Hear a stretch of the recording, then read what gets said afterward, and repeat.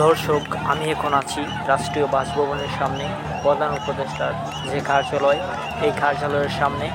এখানে দেখতে পাচ্ছেন, এটি কিন্তু কোটা আন্দোলনের মিছিল নয়, এটি হচ্ছে তাদের একটি দাবি যে সরকারি চাকরির বয়সসীমা ন্যূনতম যেন 35 বছরের মধ্যে আনা হয়। আজকে দুপুর থেকে এই আন্দোলন চলতেছে। এই আন্দোলনটি শাহবাগ থেকে এসেছে। তারা চেয়েছিল যে 30 থেকে 35-এর মধ্যে যেন বয়সসীমা দেওয়া হয় সরকারি চাকরির।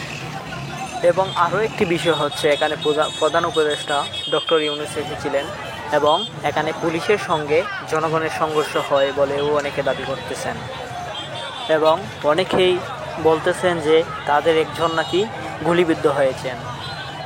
তারা আরও দাবি করতেছে যে পুলিশরা তাদের উপর দিয়াশিল নিক্ষেপ করে এবং গুলি করে।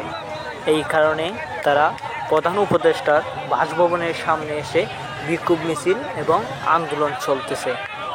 ওনারা আরও বলেন যে প্রধান উপদেষ্টা যদি ওনাদের সঙ্গে দেখা না করেন, ইতিমধ্যে 1 ঘন্টার মধ্যে যদি দেখা না করেন, তাহলে ওনারা নাকি কাফনের কাপড় পরে রাস্তায় নেমে যাবেন এবং মৃত্যুর আগ পর্যন্ত আন্দোলন চালিয়ে যাবেন।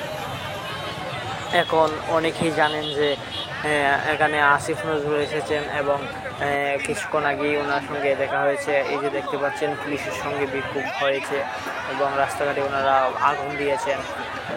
হাজার হাজার মানুষ রাস্তাঘাটে আগুন দিতেছেন।